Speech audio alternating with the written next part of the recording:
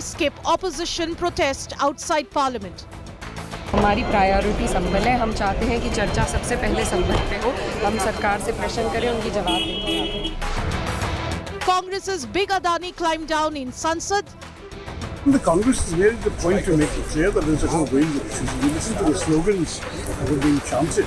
That wasn't the only one. There were slogans, as you know, about Kisan Virodhi Sarkar, hi, hi. There were slogans about Sarkar ki tanashahi nahi chalegi, all of this. So there was a great deal going on. Congress's Adani focus, splitting opposition ranks.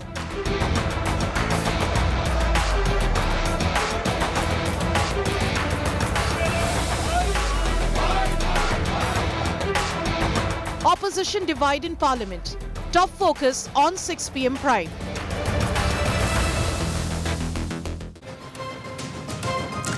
Good evening. You're watching 6 p.m. Prime here on India Today. I'm Akshita Nandagopal, and over the next 1 hour, we'll be getting you all the political action that came in from Parliament today. Yes, you're finally seeing business resuming in the winter session, but what grabbed headlines is, of course, the fact that within the India bloc, it doesn't seem like all is well. The SP and TMC choosing strategically to skip a protest called by the Congress. Now, clearly, there are differences over how their strategy in the winter session is playing out. We'll get you more details. So on that, let's begin with the headlines.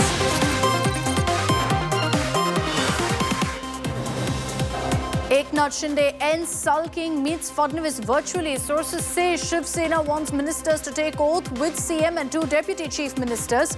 BJP likely to get lion's share of cabinet berths.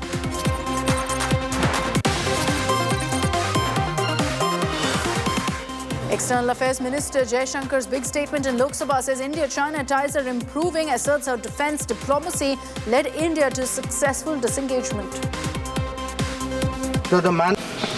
While a determined counter-deployment of adequate capability was the government's immediate response, there was also the imperative of a diplomatic effort to diffuse these heightened tensions and restore peace and tranquility.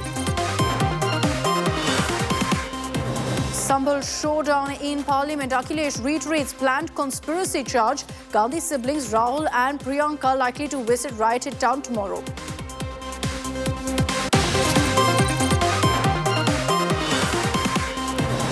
India-Bangladesh showdown escalates. Bangladesh summons Indian envoy over Agartala mission attack, suspends consular services as well.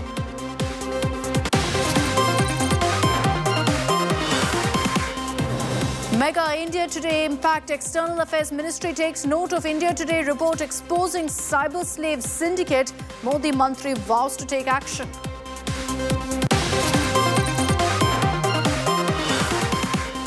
And Prime Minister Modi takes stock of Cyclone Fenjal aftermath. Sources say Prime Minister Modi assures CM Stalin of full central assistance.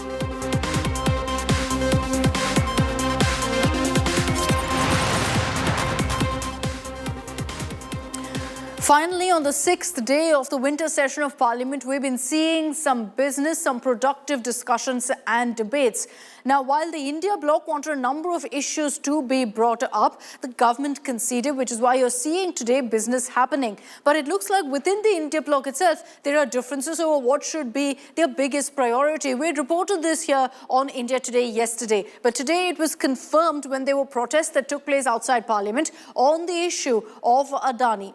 Now, the Congress led that protest and several of their allies in the India bloc joined in. But the SP, the Trinamool Congress, very much in Parliament today, chose not to be a part of that particular protest, indicating clearly that within the India bloc, the SP and TMC don't necessarily agree with the Congress's strategy.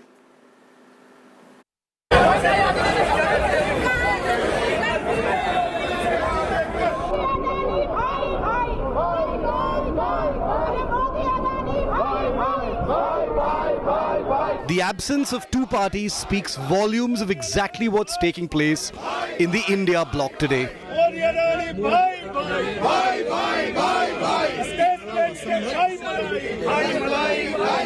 The Samajwadi Party and Trinamool Congress conspicuous in their boycott of the protest. Their MPs were very much in Parliament but chose not to be in the protest that had Rahul Gandhi and Priyanka Gandhi in attendance.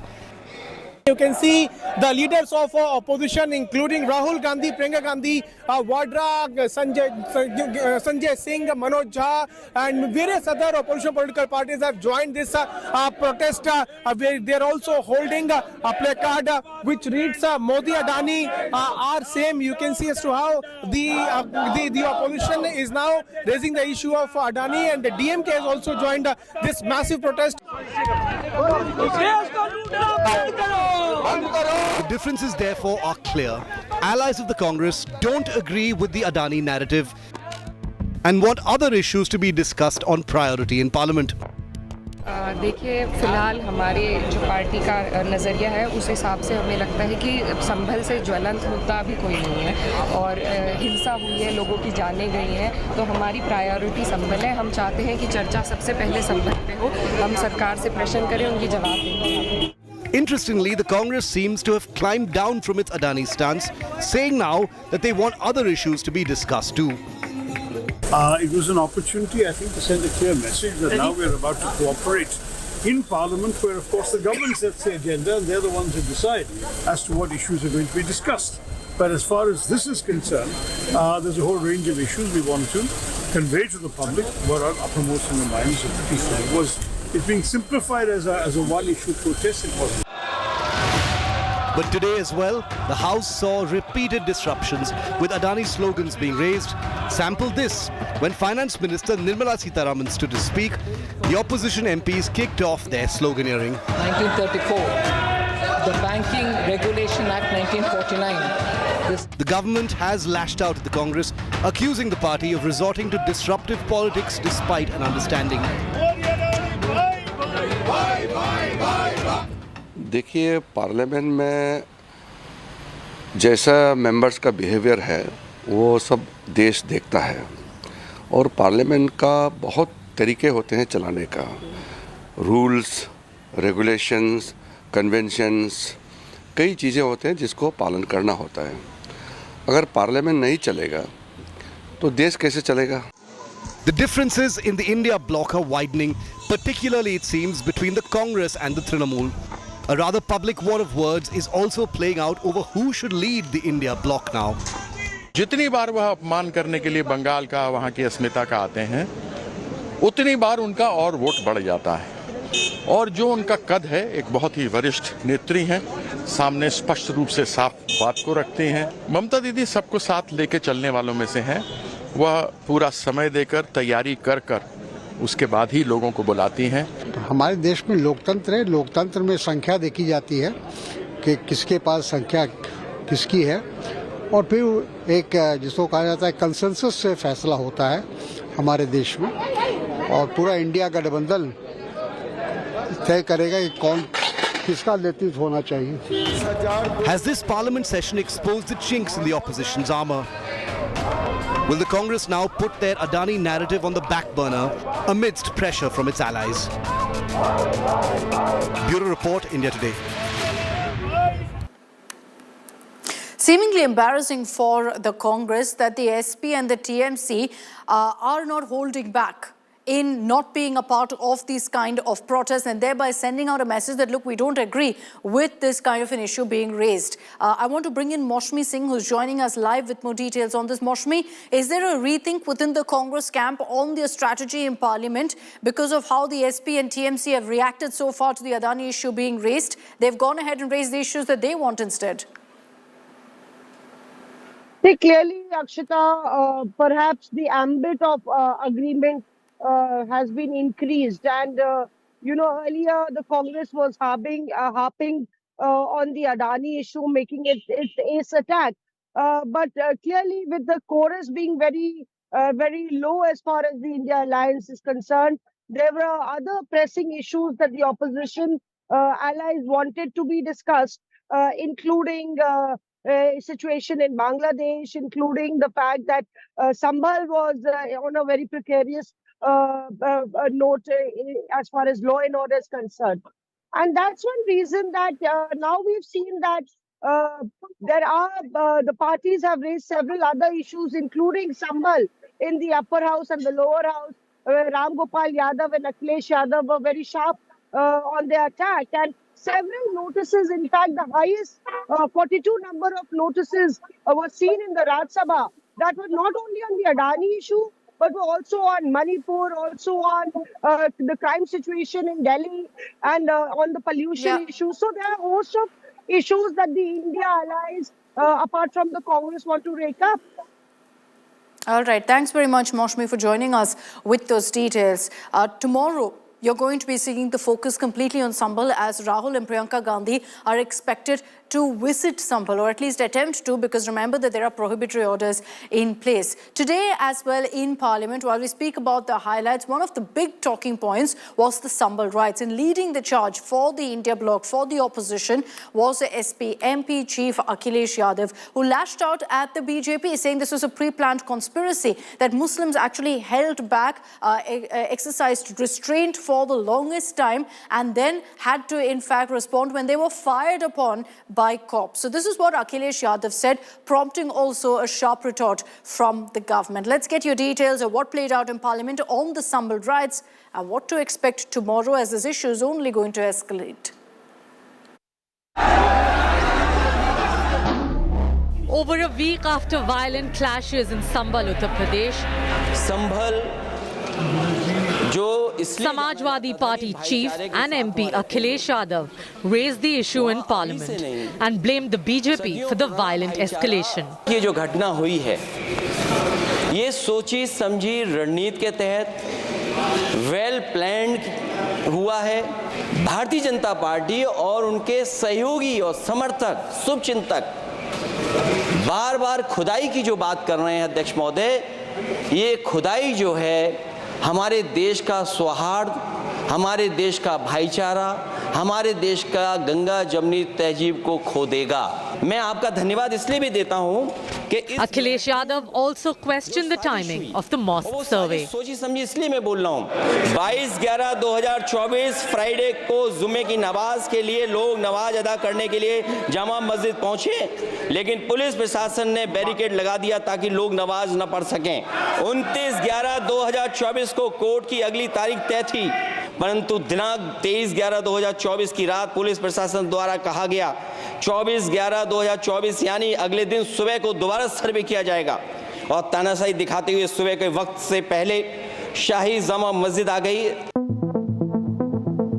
On ground zero Sambhal, situation remains tense and prohibitory orders are still in place. Leader of opposition in Lok Sabha Rahul Gandhi and his sister Congress MP Priyanka Gandhi Vadra are likely to visit the restive town on Wednesday.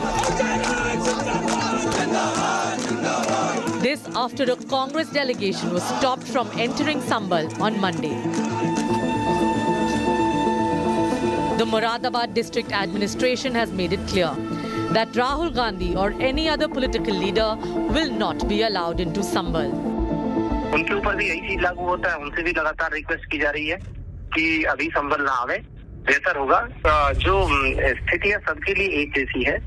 अभी जिलाधिकारी के आदेश से 10 तारीख तक सबके आने पर अभी भी रोक है। किसी को रोकना भी हम नहीं चाहते, बट यही है कि स्थिति में किसी तरीके का तनाव ना हो जाए। Sambhal erupted in violence on November 24 following a court-ordered survey of the Mughal-era Shahi Jama Masjid, which Hindus claim was built over a temple. लगातार घटना को सरकार ने गंभीरता से लिया है। न्यायिक जांच भी चल रही है, उच्च स्तरीय जांच भी चल रही है। जो भी दोषी होगा कानून के तहत कड़ी कार्रवाई होगी। अभी प्राथमिकता हमें वहां पर शांति स्थापित रहे, लोगों को रहने खाने में दिक्कत न हो, ये जिम्मेदारी हमारी है। The Supreme Court has halted survey proceedings and sealed the report until the Allahabad High Court hears the Mosque Committee's appeal. With Piyush Mishra and Mosmi Singh in Delhi, Bureau Report, India Today.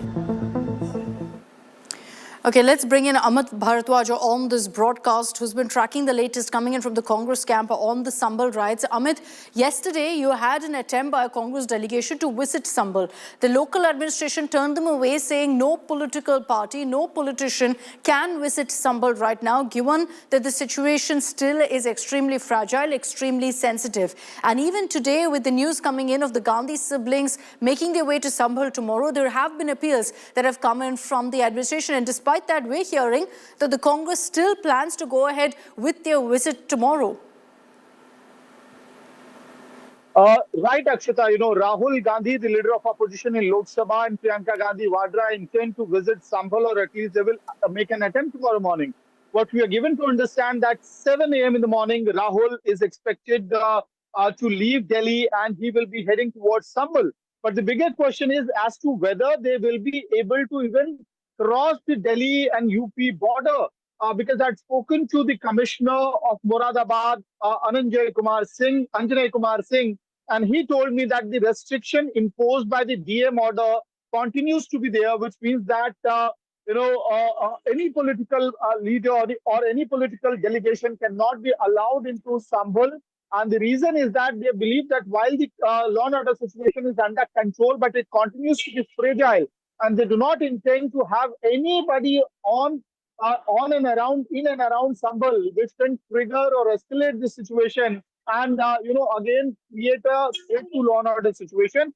And we have to understand that while you have the Judicial Commission going on the ground, the forensic team is working on the ground, as well as continuously the administration is also speaking to the community leaders to ensure that nothing untoward again happens in the western UP township. Yeah. But on the other side, no, and there are prohibitory orders. Yes. Prohibitory orders are in place till 10th December. The communication from the Congress yesterday was that we will wait till 10th and then visit Sambhal. What's changed really in the last 24 hours that's prompted the Gandhi siblings to say, look, we are going to head there ASAP. Thanks very much, Amit, for joining us with those details. We'll see what plays out. Tomorrow morning, we're hearing that Rahul and Priyanka Gandhi from Delhi will make their way to Sambhal, or at least attempt to do so. Clearly in a message or an attempt to grandstand on this issue, because their permission has not been granted and authorities have made it clear no political party will be allowed there. But speaking about what's happened in Sambhal and Akhilesh Yadav's speech in Parliament today, he referred to the Places of Worship Act, saying as per this act, nothing can change. The mosque will remain a mosque in Sambhal, which is true. But why is it then that you're seeing all of these surveys happening, all of these cases that are being filed, asking for surveys to happen to find out if it's a mosque or a temple? I explained to you what the Places of Worship Act is and how now petitions are being filed and why courts are even allowing these surveys to happen. With Hindu-Muslim tensions and mosque-temple spats ruling the news cycle, there's a heated debate on judicial rulings on these issues. And at the heart of it is the Places of Worship Act. The Places of Worship Special Provisions Act 1991 was enacted, yes, in 1991, at the peak of the Ram Mandir agitation, and essentially states that the religious character of any place of worship as it existed on August 15th, 1947 must be maintained. Here's the most important part of the Act. Section 3 of the Act bars the conversion in full or part of a place of worship of any religious denomination into a place of worship of a different religious denomination, or even a different segment of the same religious denomination. To dump it down for you, essentially, if it's a Muslim place of worship, it can't be converted into a Hindu place of worship. The law, which has been a part of the Congress's 1991 election manifesto, was meant to put to bed all controversies arising out of the alleged historical conversion of a place of worship. Now, while introducing it in Parliament, the then Home Minister S.B. Chavan had said, and I'm quoting what he said, the enactment of this bill will go a long way in helping restore communal amity and goodwill. But it's important to also note here that the Babri Masjid Ram Janmabhoomi dispute was specifically kept outside its purview, outside this Act's purview, as the dispute was already sub judice when this law was passed. The Supreme Court itself had, in its 2019 verdict in the Ayodhya title suit, read the guarantee offered by the Places of Worship Act as part of the basic structure of the Constitution. I'll just read out for you the Supreme Court ruling, an important line here. The state has, by enacting the law, enforced a constitutional commitment and operationalized its constitutional obligations to uphold the equality of all religions and secularism, which is a part of the basic structure of the Constitution. So why then are there even petitions being filed seeking conversions of places of worship and surveys and whatnot? That's because of what happened in the Supreme Court in August 2023. The then Chief Justice D.Y. Chandrachud led a bench which permitted a survey to be carried out at the Gyanvapi Mosque in Varanasi to examine whether the mosque has been built on a temple. So does that essentially go completely against the Places of Worship Act? Not really, because here's what the ex-CGI said. While noting that there could be no conversion of the place, Chandrachud said the structure's original character, as he put it, could always be determined. This essentially means that an inquiry into what the nature of the place of worship was on August 15, 1947 can be allowed, even if that nature can't be subsequently changed because of the act. But then, it wasn't just Gyanvapi. Later that year, a local court in Mathura admitted a plea seeking the transfer of the land of the Shahi Idgah Mosque in the city to a Hindu trust for the construction of a temple at the Krishna Janmabhoomi, leading to a heightened chorus of Ayodhya Jhaki Hai, Kashi Mathura Baki Hai, which essentially translates to Ayodhya is done, Kashi and Mathura are pending, are next. So while the title suits essentially claiming access or the right to worship in Varanasi and Mathura continue, there's also interestingly a constitutional challenge to the Places of Worship Act 1991 that's pending before the Supreme Court. The Apex Court currently has before it 4 separate petitions that challenge the act itself, that challenge the Places of Worship Act. In September 2022, a bench that was headed by then CJI UU Lalit had directed the government to file a response on its stand within 2 weeks on this issue, on the Places of Worship Act. 2 years on, however, the centre is yet to actually file its affidavit. So even as the Union Government and Apex Court are taking their time on this issue, several pleas have been filed before high courts, before local courts, seeking surveys of mosques, not to change the place of worship, but to determine what exactly stood there before. In Agra, there's a plea seeking an ASI survey of the Jama Masjid. In Karnataka, a plea seeks a survey of the Jamia Masjid in Srirangapatna. In Rajasthan, a plea claims that a Shiva temple lies below the Ajmer Dargah.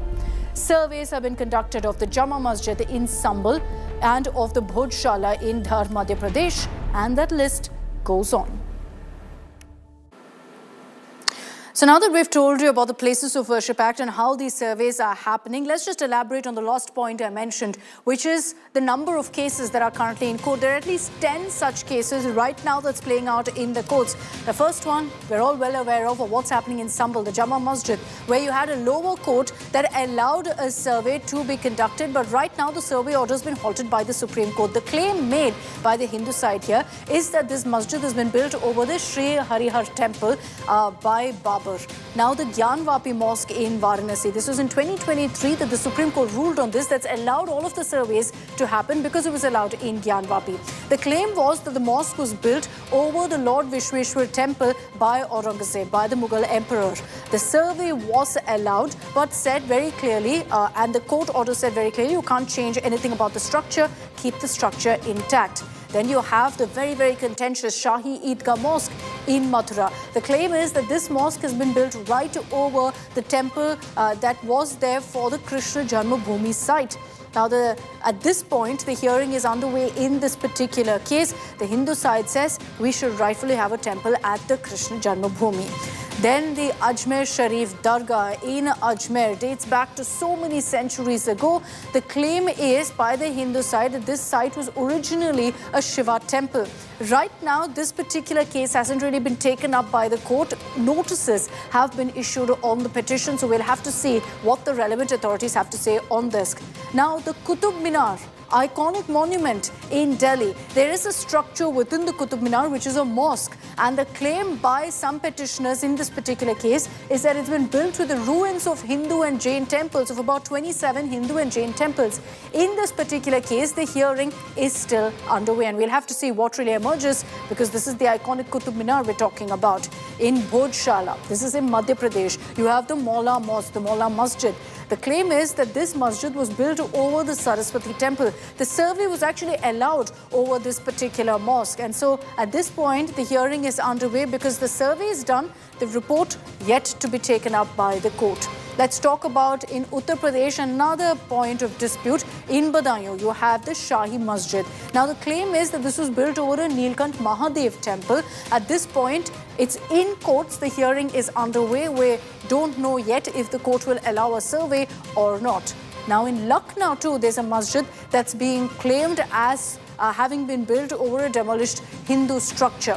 Again, a petition has been filed in this regard. The hearing is underway. We don't know yet if a survey will happen. There are so many. Jaunpur in Uttar Pradesh, you have the claim that a mosque here was actually first a temple repurposed as a mosque by the Tughlaq dynasty. Again, in the courts, the hearing is underway. The Sheikh Chishti Dargah in Fatehpur Sikri of Uttar Pradesh. Now, the claim is originally this was a Kamakhya temple. Notices have been issued on the pleas, after which, once you get responses, you'll see the court take up the issue of whether a survey can be conducted. One very important aspect of this, and remember there was a case even filed over the Taj Mahal, claiming this was originally a temple called Tejo Mahalya, a Shiva temple. This was a claim made, petitions were actually filed, both in the lower court and in the Supreme Court, all of which was dismissed. So even the Taj Mahal has been claimed as that to be a temple earlier and for a survey to be conducted. So this is a long list of cases that are underway right now in court. Some dismissed, in some cases surveys allowed,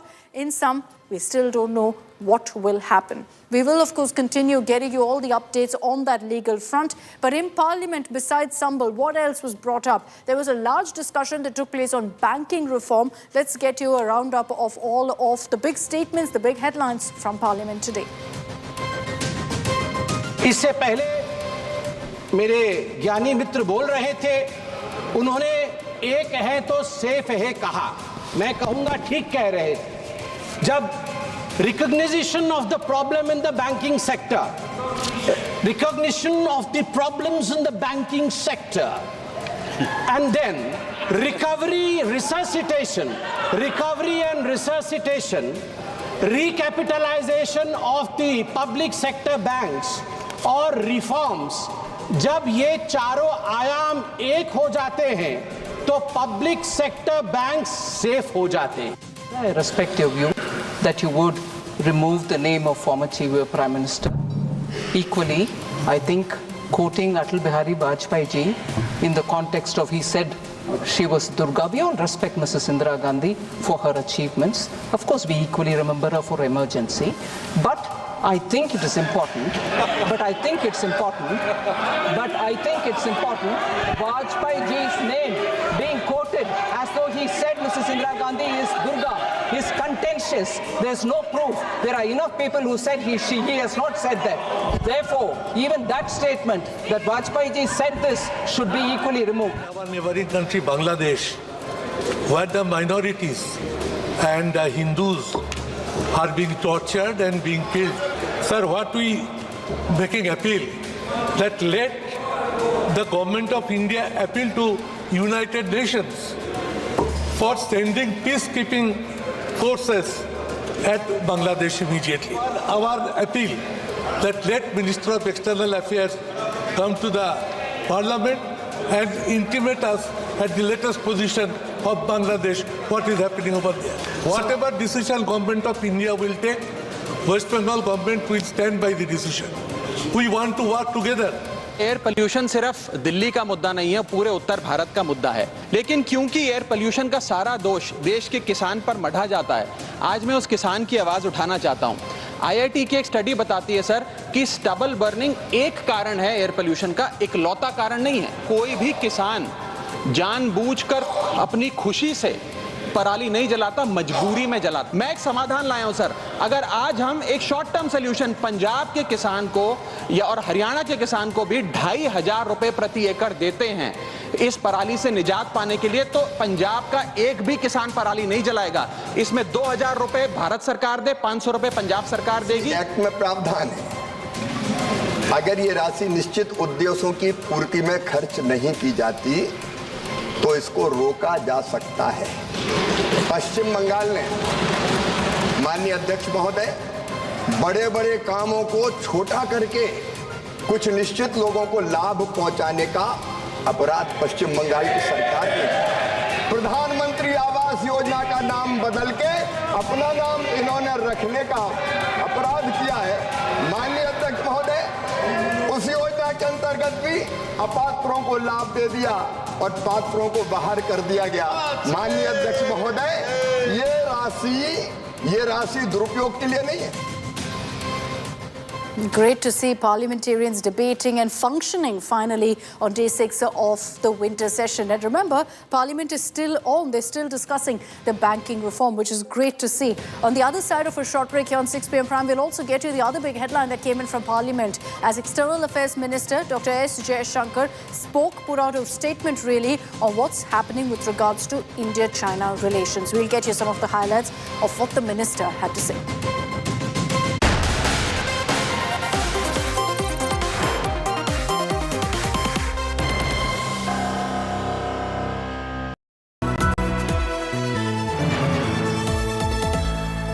Motorola Razr 50 Ultra comes with Google Gemini.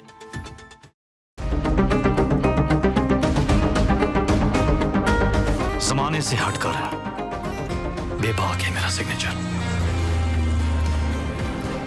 Signature Finest Cardamom Seeds, a premium product from Dilbar Group.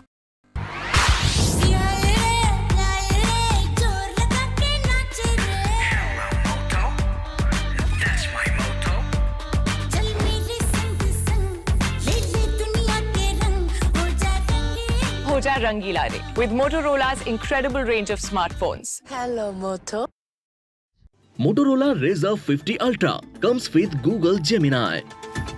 Hi, I am AI anchor Sana, bringing the top headlines for you, presented by Motorola. Government formation plan finalized in Maharashtra. CM and to Deputy CM to take oath on 5th December. External Affairs Minister S. Jaishankar's big statement in Lok Sabha says, situation normal at LAC, both nations focused on peace. Nitish Cabinet approves 33 agendas in key meeting, extends time limit for land survey. Find what artificial intelligence can do for you. Learn how you can harness its infinite possibilities. Identify the opportunities AI holds for you. Explore the future with artificial intelligence. Discover the tech magic with top minds in the field of AI. Only at the India Today Business Today AI Conference 2024. Forge a future of innovation. Join us on Friday, 6th of December at Taj Palace Hotel in Mumbai.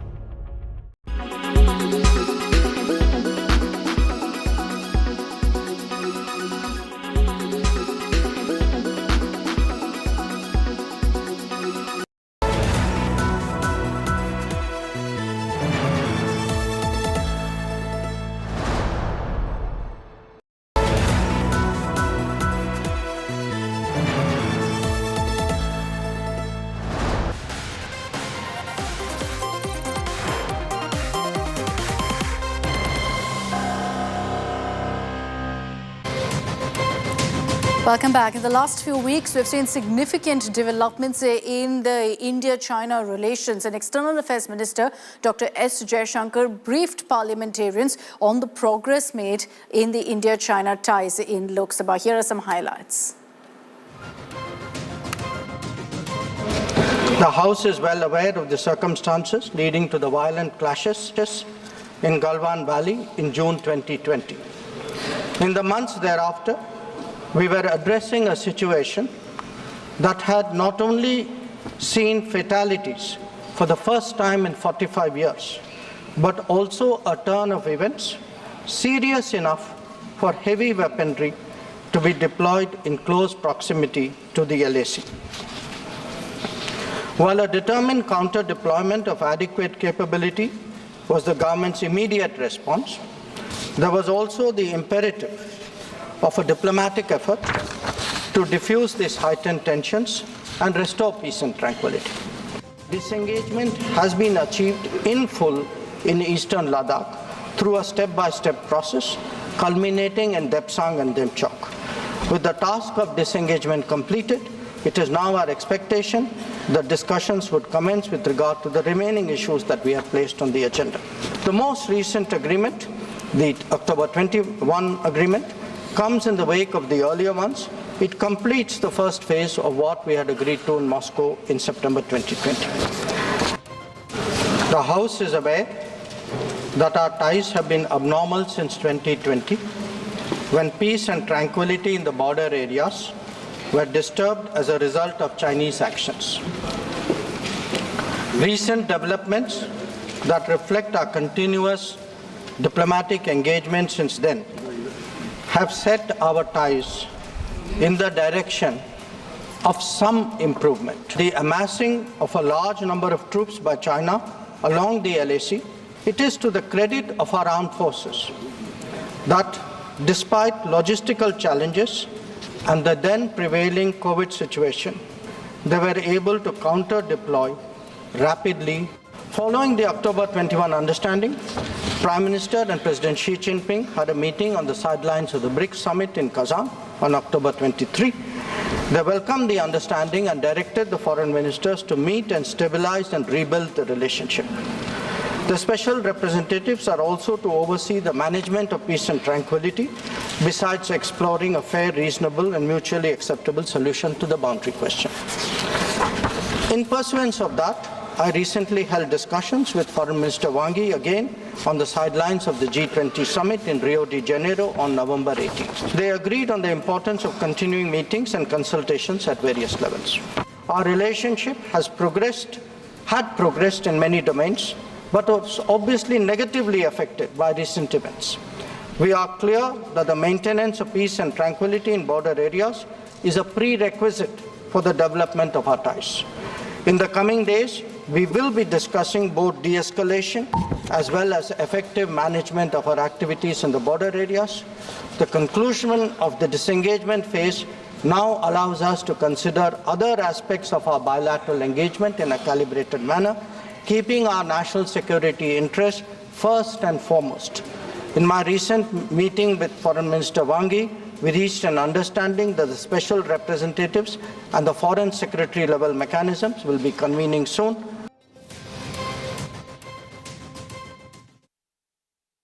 On the other side, we'll get your details of how the Ministry of External Affairs has taken note of India Today's expose that showed you how, in fact, cyber slave syndicate is being run globally.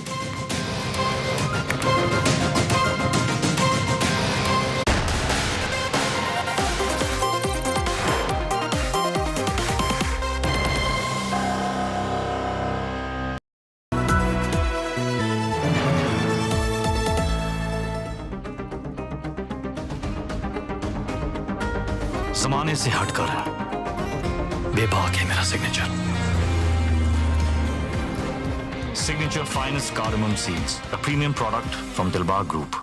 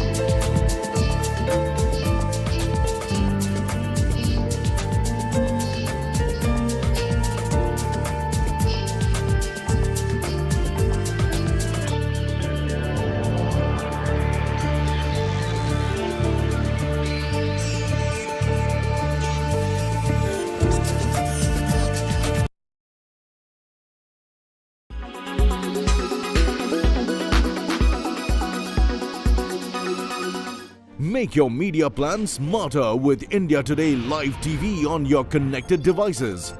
Amplify your brand with 100 million smart internet viewers. To advertise, mail us at sales@aajtak.com.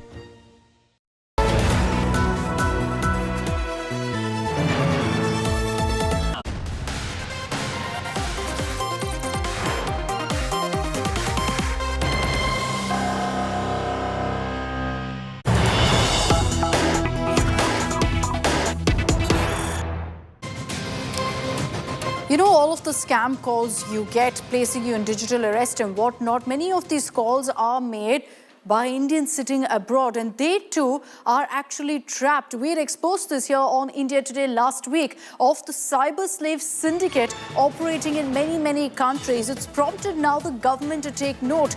The MEA has assured strict action and said that all these syndicates will be cracked down upon. Many of these cyber slaves, thousands of them, remain stranded in other countries. And obviously the need of the hour is for the MEA to step in and help them out. These are Indians who got duped to the job on the pretext of getting a job, flew out of India only to get completely trapped with no help whatsoever. Few have managed to come back. Many still remain stranded, which is why right now the priority is for the MEA to step in, prompted by India Today's investigative report. जब से हम लोगों को जानकारी मिली है, हम लोग इस पे बहुत ठोस कदम उठा रहे हैं। इस पे आइडेंटिफाई किए जा रहे हैं कि ऐसी एजेंसीज कौन हैं। कंबोडिया और ऐसी देशों पे उनके खिलाफ हमारे दूतावास की तरफ से वहाँ की सरकारों को ये सूचना दी गई है कि इन लोगों के खिलाफ कार्रवाई करें, FIR दर्ज हो, एक्शन हो। उसके साथ साथ जो ऐसे लोग फंसे थे, जहाँ जहाँ हम लोगों को जानकारी मिल रही है, उनको हम लोग वापस ला रहे हैं। करीब 1000 से ज़्यादा लोगों को हम लोग वापस ला चुके हैं। और जो यहाँ पे जो ऐसे एजेंट जिनके थ्रू ये लोग गए थे, जो एजेंट लोग इनको बेवकूफ़ बना के ले गए थे, उनके ऊपर कार्रवाई की जा रही है, उनके ऊपर जांच चल रही है कि ऐसे कौन लोग हैं, कौन सी एजेंसीज़ हैं, कौन सी कंपनीज़ हैं, उनके ऊपर भी FIR करके कार्रवाई करने का हम लोगों का काम चालू है। So the perpetrators of all of these call center scams, claiming that your data has been used to have a FedEx parcel waiting and whatnot, they're also victims of a ruthless human trafficking syndicate. We've gotten you stories now of, in fact, many of these people, for example, of Pradeep Kushwaha from Ghazipur, of how he was trapped as a cyber slave by these syndicates, and many others who are tempted by dubious job offers from what's referred to as the Golden Triangle. Take a look at the India Today investigative report that's prompted the government now to crack the whip.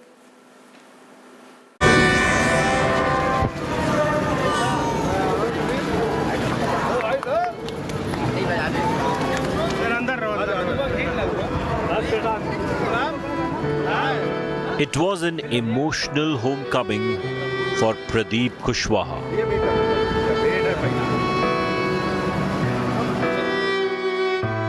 The engineering graduate from Ghazipur reunited with his family recently after enduring months of cyber slavery and torture in Myanmar.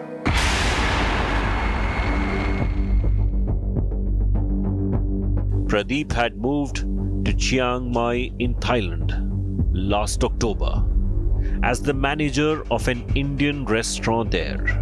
However, a lucrative job offer this year ruined his life completely. 12 मई को एक call आया था कि माइसोट में, जो Thailand में ही एक city है, वहां पर एक जगह जॉब खाली है रेस्टोरेंट मैनेजर की, और जो सैलरी है वो लगभग यहाँ से 40% ज़्यादा हाइक पर थी। मुझे लगा कि मुझे चेंज करना चाहिए, तो उस पर्टिकुलर लोकेशन पे जहाँ पर उन्होंने बताया था, मैं जाता हूँ इंटरव्यू देने। तो वहाँ पर इंटरव्यू जब लोकेशन पे पहुँचता हूँ तो वहाँ पर फ़ोन आता है कि आपको दूसरी लोकेशन पे, मतलब आपके पास एक गाड़ी आएगी, वहाँ से आपको दूसरी लोकेशन पे ले जाया जाएगा। जैसे ही मैं उस गाड़ी में बैठता हूँ, उस गाड़ी में 2 गनर होते हैं जो मेरा किडनैप कर लेते हैं, और उस गन पॉइंट पे मुझे वहां से लगभग म्यांमार का बॉर्डर था 40-50 किलोमीटर, वो लोग मुझे वहां लेकर जाते हैं। फिर वहां पर एक नदी क्रॉस करते हैं, नदी क्रॉस करने के बाद एक स्कैम इंडस्ट्री होती है, वहां पर मुझे लेके जाते हैं। In Myanmar, Pradeep was confined in a gated building complex where Chinese supervisors and armed guards forced him to carry out online scams targeting people across India, Europe and the Middle East. और फिर उसके बाद उन्होंने मुझे बेइंतहा मेरे साथ torture किया जाता है, मुझे मारा पीटा जाता है, करंट दिए जाते हैं। मेरे पास कोई ऑप्शन नहीं था, मैंने भी वही जो उन्होंने जैसा बताया वैसा काम करना मैंने शुरू किया। Pradeep was upset that he was being forced to cheat people, especially his own countrymen. In desperation, he made secret videos of his plight and sent them to his family and the Indian embassy in Myanmar, begging to be rescued. मैंने Thailand embassy भी बात किया, लेकिन वहां से कोई response नहीं मिला मुझे। अच्छा, उन्होंने मना कर दिया कि हम आपकी मदद किसी प्रकार से नहीं कर पाएंगे। बीके सिंह थे वहां पर अधिकारी, तो उन्होंने मेरी सारी बातें सुनी और उन्होंने बोला कि आपकी कंप्लेंट ऑलरेडी हमारे पास आपके परिवार वालों ने दे दी है, आपके जैसे बहुत सारे लोग वहाँ फंसे हुए हैं, उनकी भी कंप्लेंट हमारे पास है। उसके बाद उन्होंने ये बोला कि मैंने बोला कि आप एक्शन क्यों नहीं ले रहे हैं, तो उन्होंने बोला हमारे पास कोई प्रूफ या एविडेंस नहीं है उनके खिलाफ एक्शन लेने के लिए। तो मैंने बोला मैं आपकी क्या मदद कर सकता हूँ। तो उन्होंने बोला कि आप अगर कोई फोटो वीडियोस वहाँ की लोकल अपने ऑफिस की जो आप लोग काम करते हैं बना के भेजेंगे तो मुझे मेरे लिए काफ़ी मदद होगी। तो मैंने भी क्या किया कि वहाँ पर लोकल जो लोग पहले से काम कर रहे थे उनकी मदद से मैंने एक मोबाइल परचेस किया, और परचेस करने के बाद उसी मोबाइल को चोरी से अपने ऑफिस लेके गया। वहाँ पर मैंने रिस्क लेकर वीडियोस बनाए, फोटो क्लिक किए और उनको वीके सिंह थे जो म्यांमार के एम्बेसडर, उनके साथ शेयर किया। But Pradeep's attempt to seek help backfired when the Chinese operators discovered his videos. एक दो दिन बाद ही मेरे रूम की चेकिंग होती है, मेरा मोबाइल चेक किया जाता है जिसमें उनको सारे वीडियोस मिल जाते हैं जिन्होंने मेरा अपहरण किया था। और फिर उसके बाद उन्होंने मुझे बेइंतहा मेरे साथ टॉर्चर किया जाता है, मुझे मारा पीटा जाता है, करंट दिए जाते हैं। मतलब ये रेगुलरली मुझे लगभग 1 जुलाई से लेकर 20 जुलाई तक ये टॉर्चर मुझे दिया गया। As diplomatic pressure mounted, Pradeep's captors agreed to release him, but only after his family coughed up a hefty ransom. मेरे घर वालों से मेरे द्वारा ही 10 लाख की डिमांड की कि 10 लाख USDT, 10,000 USDT जो $1 के बराबर होता है, एक USDT $1 के बराबर होता है, जो इंडियन रुपीज में 10 लाख के लगभग बराबर है। मेरे घर वालों से डिमांड किया गया कि अगर आप नहीं जमा करेंगे तो हम आपके लड़के को मार डालेंगे। मेरे ही द्वारा फोन करवाया जाता था, मुझे फोन देते थे, मैं अपने घर वालों को फोन करता था और उनको सारी सिचुएशन बताता था। मेरे घर वालों ने 10 दिन के अंदर 10 दिन का समय मांगा और 10 दिन के अंदर ये सारा पेमेंट क्लियर कर दिया। The ransom was paid, but Pradeep was not released. Eventually, the Myanmar army raided the facility, rescuing Pradeep and 5 others. After their supposed rescue, Pradeep and the others were handed over to the Myanmar police, who kept them in custody for a month. An Indian embassy official advised them to plead guilty to avoid a lengthy legal battle. वहां पर एक Indian officer भी आते हैं embassy से, वो हमें बताते हैं कि आपको ये पुलिस जो है कोर्ट में लेकर जाएगी, कोर्ट में आपको ये बयान देना है कि आप अपनी गलती से म्यांमार चले गए थे, आपका किडनैप नहीं हुआ था। अगर आप ये बोलेंगे कि आपका किडनैप हुआ था तो फिर आपको केस लड़ना पड़ेगा, आपको प्रूफ करना पड़ेगा, आपको प्रूफ करने में आपको 6 महीना 1 साल कुछ भी लग सकता है। तो बेहतरी इसमें है कि आप अगर बोल दोगे आई एम गिल्टी तो आपको फाइन लगाकर छोड़ दिया जाएगा। Pradeep was then placed in a Thai detention center, where he met many other Indians who had been waiting for months to return home. इससे अच्छा है कि यहाँ पर कुछ एजेंट्स हैं, उनसे बात कीजिए, वो आपसे पैसे लेंगे 60,000 के आसपास रुपए, जो आपको अगले दिन की टिकट निकाल के आपको घर भेज देंगे। घर वालों ने एजेंट को पैसे पे किए, उसी के अगले दिन का टिकट निकला, यानी कि 27 अगस्त का टिकट निकलता है 2024 का, और शाम को लगभग 8 बजे हम लोग इंडियन एयरपोर्ट पे दिल्ली में पहुंच जाते हैं। Pradeep's story is just one of hundreds from the notorious Golden Triangle, where organized Chinese crime syndicates force Indians and other nationals into cyber slavery. With Vinay Kumar Singh in Gazipur and Nitin Jain, a special report, a special investigation by India Today.